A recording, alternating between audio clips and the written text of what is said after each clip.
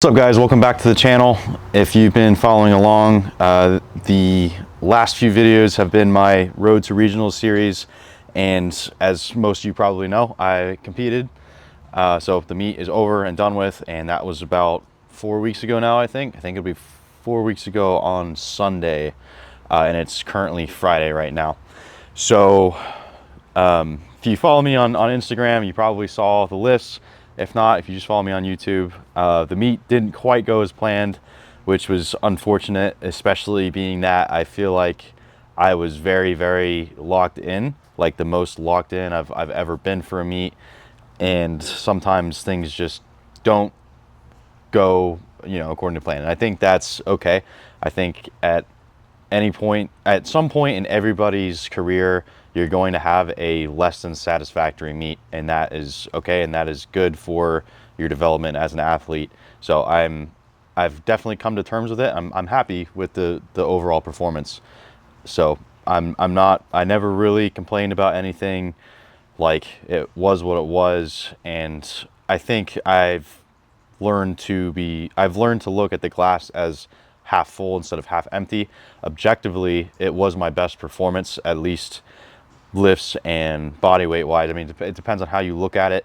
Like, looking at it from like a DOTS perspective, for example, or even a total perspective, it was my best performance. And yeah, so I can't really complain too much. So I'm gonna kind of pick up from the last video that I posted, which was the Road to Regionals, which was us basically just traveling to the meet to Florence, South Carolina, coming from Orlando, documenting the last training session and whatnot. And I left off at Arielle's first lift, which was, yeah, her first squat. At that point, I failed you guys in that aspect, because my plan was I wanted to vlog like the whole trip. I wanted to vlog everything, but ended up not doing that. I got to the venue, I recorded Arielle's lift, and honestly, I think what it was I was kind of worried that they didn't want me videoing in there, because they had a set photographer and videographer in there anyways, and then I kind of just wanted to just soak it all in as well. Like, I didn't want to be distracted by my camera the whole time, so I just ended up not doing it. But I figured, I could just kind of recap all of it after the fact. So I just got the photos and videos this morning, so that's why I'm making this video now, so that I can kind of look at them and review them, and I'll show you guys as well in the video, so that I can kind of diagram everything that happened at the meet. Mostly my performance. I'll see if I can get in, my group's performance as well, the guys that I were traveling with, Arielle, Andrew, and Trent. So yeah, Arielle, I guess picking up exactly where that video left off, Arielle ended up doing very, very well. Arielle did better than all three of us, like almost, like I could almost say combined. She did amazing. We were all very, very proud of her performance, especially being that she was sick. She was sick, like obviously sick. Like, I witnessed it firsthand. She was sick, and she went out there and sucked it up and did a great job. So Andrew did a great job coaching her into the meet and just making sure everything went according to plan. She PR'd all 3 lifts, went 9 for 9. I don't think she ended up placing, but this was her first regional level meet, so we weren't really looking at that or worried about that at all. We were really it was just a numbers game for her, and she went out there and was able to go 9 for 9. So very, kudos to her. She did fantastic. So yeah, she did good. And then, so that day, Saturday, the day she competed, we didn't compete that day, but I had an athlete in the following session that was competing, Dallas Montgomery, who is a 82.5 kilo junior. And he actually ended up doing very well too. I handled him. I was very happy with his performance. So yeah, that went extremely well. He went 9 for 9, PR'd all 3 lifts. Comp PRs, I don't know. Yeah, I think we tied his all-time best bench and all-time best deadlift. So he we went 9 for 9, got 446 on squat, 297 on bench, I think. He wanted 303, and I wanted him to get 303, but we had to be objective. I don't think it was there. I think we made the right call with 297, and he matched, which was the most we'd hit in training, which was a PR when we hit it in training. And he does train consistently on a Rogue fat pad, so that was kind of something I was considering going into the meet. Like, we might have to kind of calibrate, adjusting to the TSS racks, because the Rogue can act as a little bit of a buffer strength wise. So yeah, played it safe. He got it. It was a good third attempt. And then deadlift, we got his first 500-pound pull on the platform. So very happy with his performance. I mean, we had higher expectations. I know that he did, at least, but it was our first meet together. I've been working with him, or at the time I'd been working with him for about 3 months. So hadn't gotten all the data yet. Just still kind of figuring out how, his top ends and whatnot. So I was happy with that, and I think he ended up placing second in his division, which was fantastic. Regional level meet, placed second, really couldn't have been better. Okay, so now I'll get into, I guess, how our body weights were doing. Our body weights we were all over the night of. So oh yeah, so I'll talk about how I did I showed you guys in the Road to Regional series, or actually no, the last video, how I was doing my meal intake leading into the meet. So I ended up not doing the gut cut and ended up just having everything meal prepped basically going into the meet, because my weight was trending downwards, so I should have slid right under that threshold and made weight. And so I had all my meals prepped, and basically I had to eat my last meal in the middle of Dallas's performance. I think I did it between bench and deadlift. I had to have the group go back to Airbnb, heat my stuff up in a microwave, because I was not eating that cold, and have them bring it back to me at the meet. And then I chowed down on it between bench and deadlift. And I think that was around 6 p.m. And the idea behind that was just basically wanting to fast about 14 hours out, stop eating and drinking, so that I knew where my weight was at, and making sure that I, was getting beneath that threshold. So yeah, I ate that last meal. I think when I got back to the B&B at night, and it was kind of good. I was happy to be at the meet the whole day, because getting all those steps in, at the meet and all that, it's good to, getting steps in is going to make your body weight go down a little bit. So that was a good thing, honestly. And I want to be active the day before meet, so that I'm tired enough to have a good night's rest the night before my actual competition. So that was good. Did all that, went back to the B&B. All three, me, Andrew, and Trent, we were all competing in the same session the next morning, weighing in at 6 a.m., which was not fun, but that it is what it is. We were all weighing in heavy the night before. So Andrew and Trent ended up spitting, basically getting some Jolly Ranchers, sugar-free Jolly Ranchers, putting them in their mouth and spitting into a cup. You can lose, common body weight cutting technique.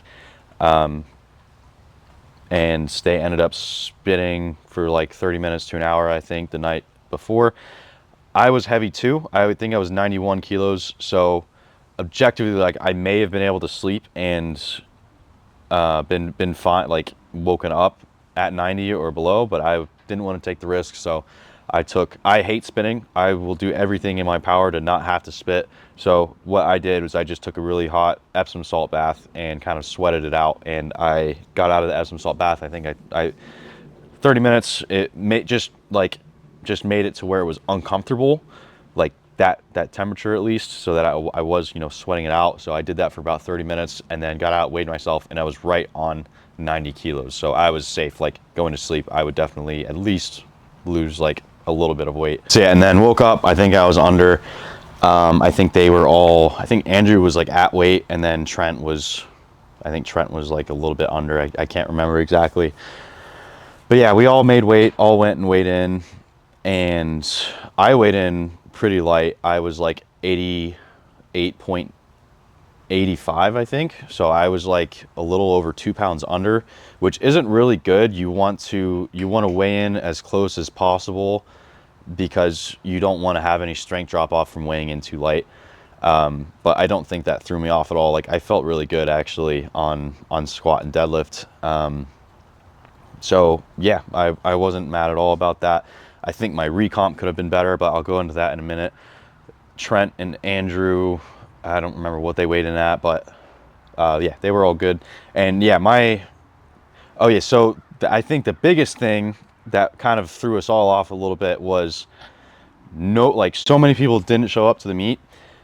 So many so that like in a usual powerlifting flight, I think the cap is 14 people, and there was 3 flights on each platform for our session, and there was going to be like half the amount of people that should have been in each flight. So like we would have had like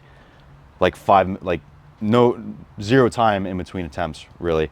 So what they ended up doing was combining the flights to where it was only 2 flights, and then the flights ended up being really long instead. So we must have had at least like 10-15 minutes in between attempts, something like that. It felt like a long time.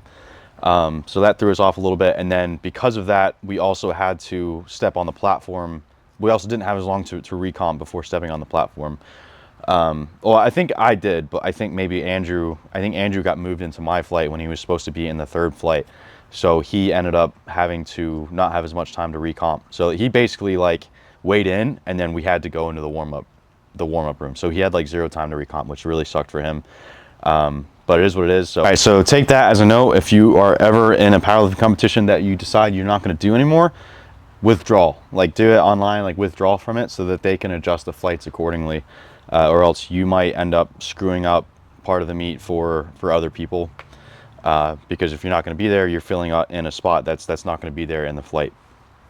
But I don't think that really threw us off that much. I don't think any of the external factors that the meet threw at us was really like, I don't think any of those factors ended up really screwing us up that bad. I don't think that was why we didn't perform as well, but could have been one of the factors, who knows.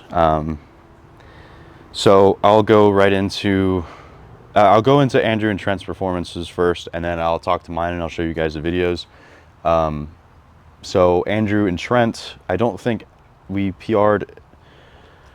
Actually, I don't even know. I know that Trent went 3 for 3 on squat. We all went 3 for 3 on squat, actually. I don't think Andrew hit a PR on squat. I don't think Trent did. Or maybe he did. Yeah, I'm sorry. I don't know. I should have looked into that before making this. But we went 3 for 3 on squat. I know that none of us matched our expectations. None of us hit exactly what we wanted to. Andrew ended up doing pretty good on bench. He hit 308, which was not a training best, but it was a competition best by a good amount. So he did good there, actually. Bench was really the only lift that showed up decently for him on the day. Trent ended up missing his 2nd attempt. And according to him, it was due to not really training to the standard in training, like basically not having long enough press commands or start command. I think what screwed him up a lot was they gave him a really long start command. So he unracked it and held it out there for a really long time before they gave him a start command.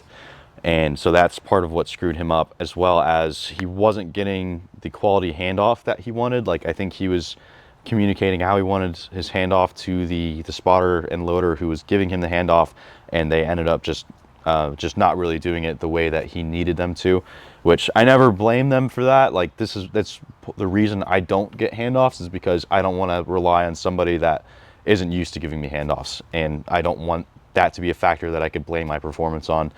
And I think that's probably going to be Trent's mentality moving forward. But yeah, so that kind of screwed him up as well. He ended up missing his 2nd attempt, which was, I think it was 175 kilos. So he retook it on his 3rd and decided not to take a handoff. Retook it on his 3rd and got it. It was like the grinder of his life. I'm going to try and show you guys that video if I can. And yeah, so he went 3 for 3 on bench. I mean, got a PR. He wanted 400, but objectively, I mean, he just wasn't going to be there. So I think 3 reds with a collar on the platform is really impressive. You know, that's still very good for him. I'm happy he at least got that. And then Andrew, like I already talked about his bench. Trent's, everybody's deadlift just was not there. I think everybody missed their 3rd attempt deadlift. I'm not even really going to go into that. Just Andrew's, I know his got screwed up because he had gotten sick like a few weeks out, and his deadlift just never really recovered from that. Like he got sick, and then like a few days after he was kind of recovered, he went for an all-time deadlift PR and failed it, and it kind of messed up his back, just being sick. And just the whole rest of the weeks leading into the competition, he just did not recover from that. So yeah, he missed it, and it wasn't even something like crazy. It was like something well under what he was capable of, but his deadlifts just did not recover. Andrew's very sensitive to, not, I don't mean like emotionally sensitive, I mean like his body is very sensitive to exposures and loads and stuff. So like if he, I don't know, it's hard to explain, but I can understand what happened there, or at least it wasn't that like unexpected to me. Trent, yeah, I don't really know. Trent's just didn't show up either. And then yeah, so that's it for them, I guess. And now I'll go into mine now. So I actually ended up feeling very good on squats. Oh yeah, I'll talk about my recomp a little bit.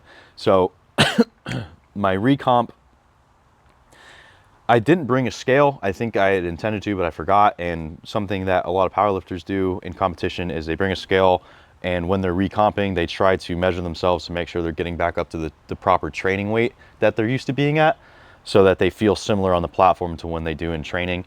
And I didn't bring a scale, so I really had no gauge of, you know, what my body weight was, which was, you know, that was a mistake on my end. But at the same time, I think I did get a good amount of body weight in. As soon as I weighed in, I chugged my whole container of Pedialyte, and I chugged a bunch of water. And actually, before I weighed in, because I woke up in the morning so light, I ended up having like a Pop-Tart and a banana, I think, and like a few sips of water. And I ended up just like, after that, and then after chugging the Pedialyte and water at weigh-ins, I just literally could not eat anything. I felt like I was going to be sick. Like I did not want to touch food at all. And yeah, like I had some rice and some minute rice in a Tupperware container, and I was trying to force it down, could not do it. It was like, I just couldn't get it down, which is really weird because I usually have a good appetite, but yeah, I don't know. But I felt like I had a decent bloat going for squats, which is the important thing. And I was feeling really good, like warm-ups were moving really well. And then I got on the platform for my first attempt, and I'll show you guys this here. My first attempt was 272.5 kilos, which was 600 pounds, like on the dot. And I actually smoked it, and I'll show you guys that right here.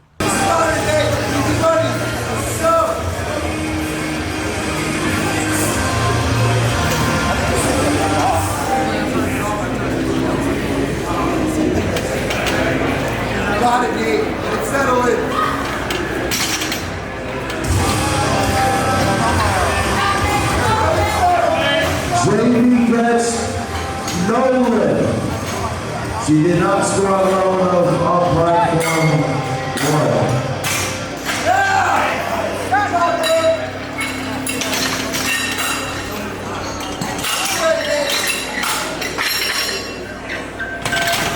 1. So yeah, smoked it, felt really good. We went up to the planned second attempt, which is 297.5 kilos or 656 pounds, which was a comp PR by about 7.5 kilos. Yeah, so my best in comp was 290 kilos before this competition. So this was already kind of uncharted territory in the meat realm. But because of what I was gunning for, ultimately I wanted 700. Really, like that was what I had my eyes set on, and I really wasn't ready to settle for anything under that. So that's why I took such an aggressive second attempt. And yeah, if you keep up with me on Instagram, I've made this video about, it's basically elbow drive. I'll show you this attempt real quick, and then I'll talk about it. But yeah, this was 297.5 kilos, 656 pounds. Platform 2, Nathaniel. Brian's ready for shot today. 474. Good one, baby! Let's go, baby.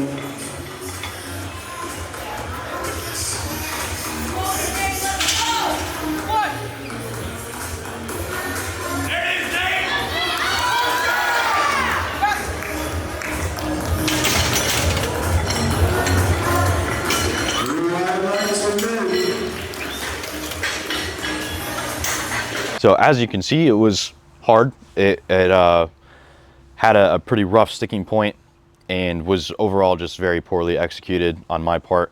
I'm not making any excuses for it, but I know that it wasn't representative of what I'm capable of strength-wise, at least with that load.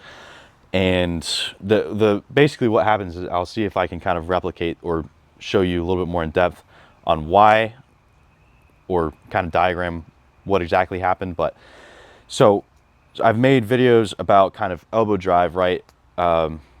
Something that, if you're familiar with Pana, like a French powerlifter guy, I think he's made some videos on it too. But basically I call it revving the motorcycle, right? And it's basically immediately coming out of the hole, you kind of pull your elbows down, right? To avoid kind of your elbows shooting up and the bar rolling forward on your back. And every once in a while, this happens to me in training. I forget to do that at a heavy load when I'm not really thinking about technique, and I've outright failed lifts because of it, or squats in particular. I mean, this is really only relevant to squat, but I've outright failed lifts because of it, and basically because the bar rolls forward on my back and it turns into basically like a high bar squat, and I just lose my balance. And sometimes I'm able to kind of, so my elbows will shoot up, and I guess sometimes, and in the case of the second attempt, I was able to kind of, as my elbows pulled up, I was able to pull them back down and get back under the bar. And so that's why I hit this sticking point, and then I pulled my elbows back down and was able to get back under it. But at that point, it was already kind of too late, and objectively, like, I couldn't go for 700 at that point. Not with the way the second attempt move just wasn't going to be a smart move. So yeah, you can see in my face in the lift, I was pretty disappointed. But yeah, it was just poor execution on my part. And we're kind of doing some things in training to combat that from happening again. Like, we're doing pause squats right now, and I've kind of communicated to my coach that I think it's going to be really good for, you know, making sure that doesn't happen. Like, if we can keep those in at least for a while, maybe even, you know, kind of year round, just to make sure that that skill is sharp of just pulling the elbows down, and, you know, making sure that translates to the heavier lifts. Because I literally just kind of forgot how to squat. Like, I just wasn't thinking, and yeah, that happened. But yeah, so that second attempt happened. Me and my coach, like, he came out to me, and I think his suggestion was to chip it, which basically in powerlifting terms means go up by 2.5 kilos or 5 pounds. And I thought about, at this moment, it kind of like, if you've ever experienced this in a meet when you're leading up to a certain point and your expectations are, you know, somewhere, or, you know, a lot higher than, you know, maybe what's realistic, it just kind of feels like the earth is crumbling around you. So I had been building up to this moment for months of, you know, wanting to squat 700 pounds, and then my second attempt moved like that, and I just kind of, yeah, everything just flushed, like everything, like the world felt like it was crumbling around me. But I was objective. Well, no, I wasn't objective. I'll be honest. I was like, screw that. I'm not taking anything less than 305 kilos, which is what I've hit in training, like the best I've hit in training. I was like, I'm not taking anything less than that. Like, I'll fail, I don't care.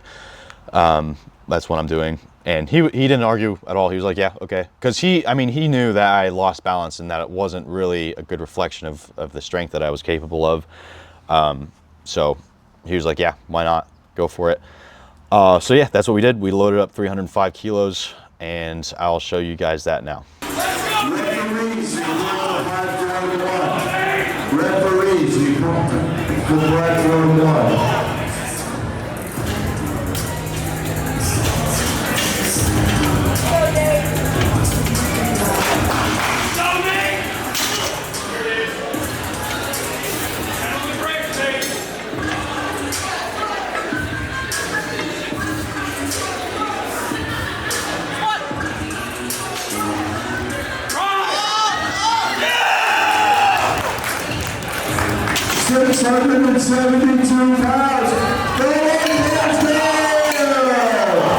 So this was, 305 kilos, 672 or 73 pounds, all-time meet PR by about 15 kilos, I believe. Yeah, because, yeah, judging off of my last meet. So can't, like looking at it glass half full, good. It's very good progression from the last meet, but I was very disappointed initially because it wasn't what I wanted. I wanted more, and I knew that I was capable of more, but objectively it was a good squat. And I know it looks very high, like it looks high from most angles. So I don't know if I got blessed by the judges, and it's kind of something I credit a little bit to, like, it's kind of a strat. It's like whenever you get a lift and maybe it's questionable, you just, yeah, you celebrate, and then sometimes it can make the judges second guess themselves a little bit. But I don't know, I feel like with the right angle, from the front it definitely looks high, but looking from the side, I think maybe the singlet like makes it, like just a full black singlet makes it look like you can't really see the hip crease that well. Like, I don't know, maybe from a certain angle it's high, and maybe objectively it was to depth, but I got 3 all white lights at a regional level meet, so it's kind of hard to argue with that.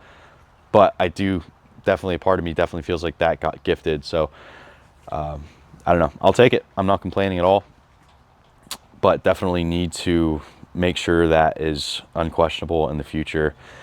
But yeah, so I was like, in the moment, I was mostly after the second attempt, I was disappointed, but going into it, I was like, screw it, I'm just going to get the most out of it. And yeah, so overall, like, I'm happy with it. Now I'm happy with it, you know, 5 reds and a yellow on the platform. Like, that's definitely a solid weight. And I ended up being the heaviest squatter in the flight.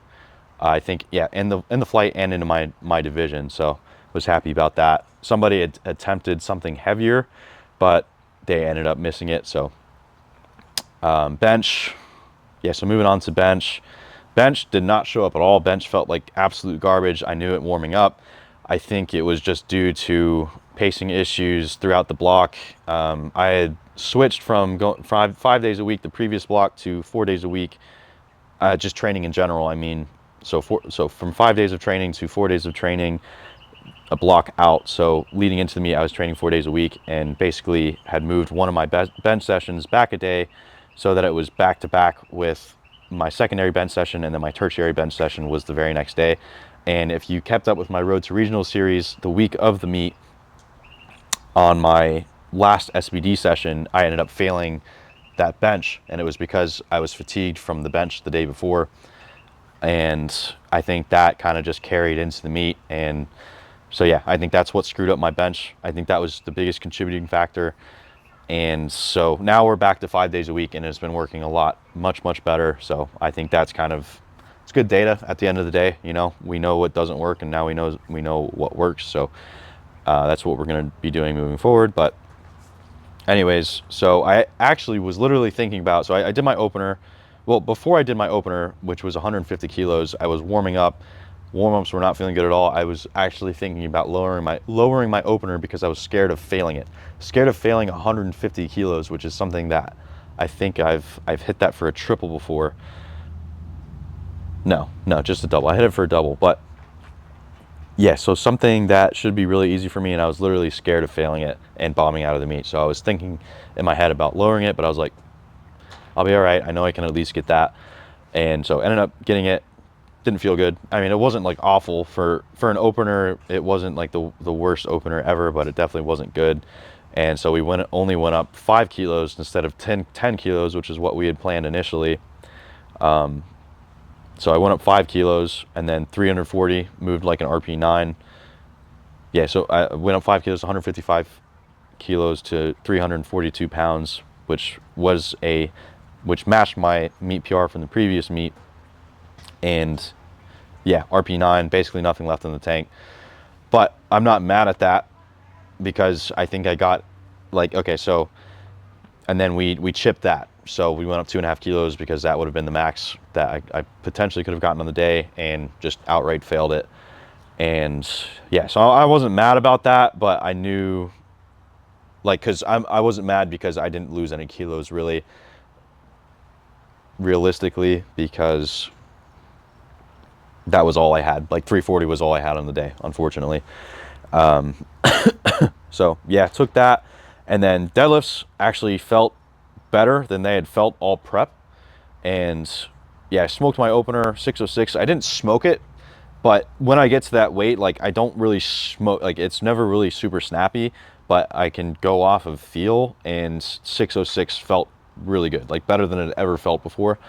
And I think we initially loaded up 290. Just, I think that was my coach's suggestion, and I wasn't going to argue with him because already weren't having a great meet so far. And so we loaded up 290. But if you're familiar with powerlifting rules, you can change your final deadlift up to 2 times after you put the initial attempt in. And so so I think we initially put in 290. It might have been 295. No. I don't know. It was either 290 or 295, which would have 295 would have matched my best deadlift in training. And yeah, and then Peter was talking to me, Peter, my coach, and was asking me how I felt, and I told him I felt better than I had felt all prep on deadlifts, and he was like, "Well, we can go up, dude." And I was like, "Okay, let's go up." I think we loaded 300 kilos, which would have been really cool to hit on the platform. So yeah, I'll show you my second attempt here. This was 275. This is how 606 moved. 606 pounds. Then Timothy.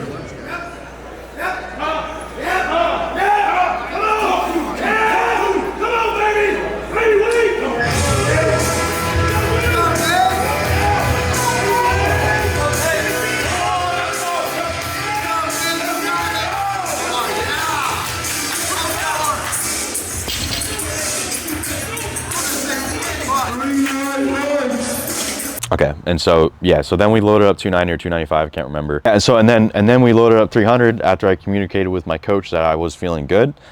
But then as we did that, I think I went to the bathroom, and Trent, who had already finished competing at that point, came up to me while I was in the bathroom, or no, while I was going into the bathroom, and told me, "Hey, if you pull 302.5, you will tie this guy's total based on his second attempt and beat him on body weight if he fails his third attempt."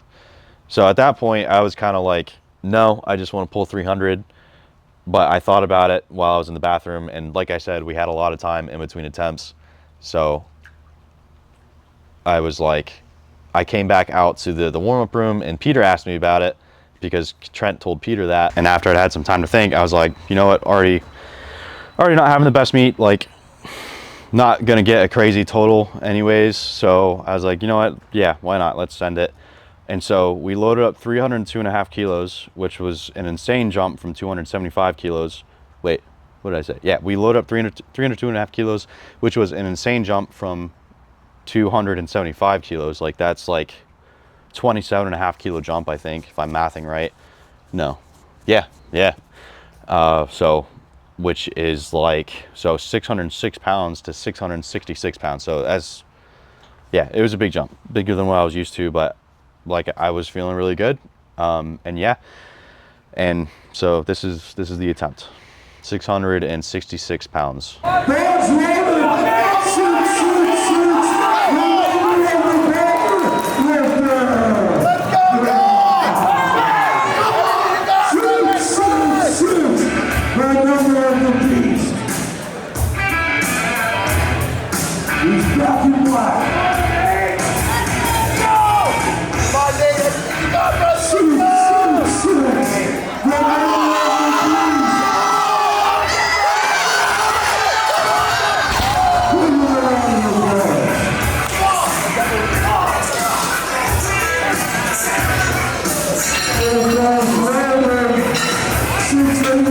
And so yeah, honestly, like I said, deadlifts had showed up really well on the day. I just literally couldn't hold on to it. If you had any confusion about, you know, I basically got to the top or almost to the top and just could not hold on to it with my right hand. I ended up dropping it. But the fact that I was able to even get it that high is like, that's like pretty shocking, at least to me, based on, you know, how 295 in training moves, and then me being like 295 in training, I barely got it. and then I was able to squeeze out 7.5 kilos on the platform somehow and almost lock it out. Pretty insane, but I wasn't mad about it. It did kind of tank my total because I lost 27.5 kilos off my total because of that. So like bench, I didn't care about because I only lost 2.5 kilos, but here I lost 27.5 kilos, which is a lot. So tanked my total, but even with that, when you take everything into consideration, so I matched my best bench and my best deadlift and missed both third attempts, got all three squat attempts and PR'd it by 15 kilos. And so in turn, I still PR'd my total in a meet by 15 kilos, going 7 for 9. So looking at the glass half full, I'm not mad about it. Like right now I'm comfortable with it, and I think it's really kind of inspired me to do better. And I think kind of when you have a meet like that, you can go one of two ways. You can either be like, man, I'm washed, like I suck as a powerlifter, I should just quit. Or like, yeah, especially if you were really locked in for that meet. Or you can be like, you know what, I just need to lock in more. I need to lock in even more than I was. I need to take all this data from this meet and I need to just, generational lock in right now. And so that's kind of how I've been. So after the meet, we were in Florence, South Carolina, and after the meet, we went to Myrtle Beach. We had gotten Airbnb reservations there, and it actually ended up being really, really nice. The B&B was super nice. I'll show you guys that here. This is nice. Yo, hold on. Yo. Dude. This is I think this is the master if you guys want it. Dude, we gotta go to the liquor store now. Yeah, dude. Well, it's like a full size shower. It looks like I'm gonna FaceTime my mom, bro. In countries and cities you can't pronounce.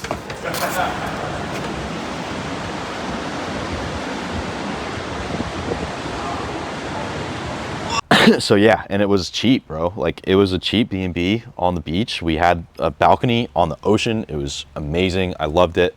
And it was a really nice kind of refresher from, not having the best meet. I guess I kind of felt bad for Arielle because she had a good meet, and I feel like we probably brought her down a little bit, all of us not having good meets. But we had, at the same time, like the three of us guys had company and misery, I guess, which was nice. So it would have sucked if three people would have had a good meet and then one person had a really bad meet. Like that person would have just felt like, absolute garbage. But it was nice that we had all felt bad on the day and we all still fought as hard as we could and did the best we could do on that day. So it was definitely an eye-opening experience, and everybody's got to experience that at one point, at least in their powerlifting career, I think. So yeah, learning from it, and yeah, I've just been super locked in.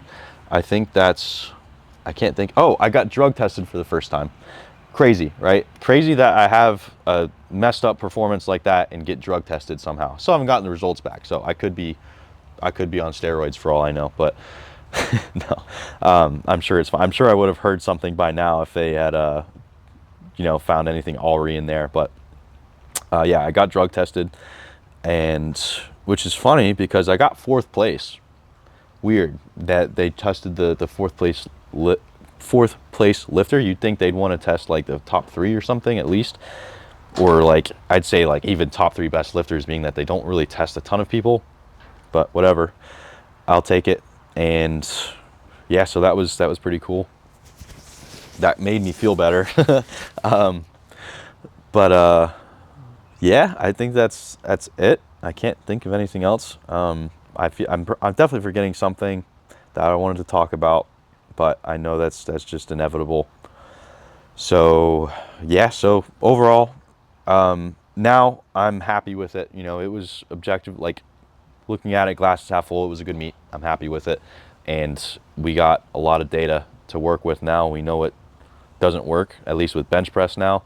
And I think something that it helped me open my eyes to a little bit more is that this is a competition. It's not just going out there and getting lifts on a platform and validating your lifts. It's competing against other people, and that wasn't the mindset I had going into the meet. The mindset I had going into the meet was I wanted to get numbers, and that's not what powerlifting is really about. You know, I think it's more about being the better lifter on the day. You know, you can get whatever training total you want in training, and then on the platform, you need to be in a different mentality. You need to be, you know, going out to compete against others. And so I think that's how I'm going to be viewing things going forward. And yeah, I've got some meets in the future coming up. I know what meets I want to do next. I don't know if I'm going to talk about them just yet. You could probably guess them if you followed me well enough, but there's 2 meets that I've qualified for next year that I'm looking forward to competing in and redeeming myself a little bit. So thank you guys for watching. Please like, subscribe, comment below, and I will see you guys in the next video. I'm going to be doing a video tomorrow it's my week 4 SBD session. So yeah, that'll be fun. I'll see you guys for that.